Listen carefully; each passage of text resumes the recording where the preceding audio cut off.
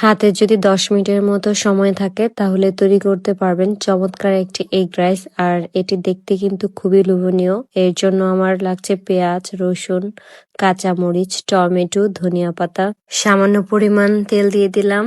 এর মধ্যে আমি রসুন কুচি দিয়ে একটু লাল করে ভেজে নেব। তারপর দিব কাঁচামরিচ আর পেঁয়াজ, এগুলোকে একটু ভালো করে ভেজে নিয়ে এর মধ্যে দিয়ে দিব টমেটো। এখন 30 সেকেন্ডের মতো এগুলোকে ভেজে নেব। তারপর এখানে দিয়ে দিব মরিচের গুঁড়ো আর হলুদের গুঁড়ো। এটাকে আর একটু ভেজে নিয়ে সামান্য পরিমাণ পানি এড করব। এবার 2 মিনিটের মতো ঢাকনা দিয়ে ঢেকে রেখে দেব।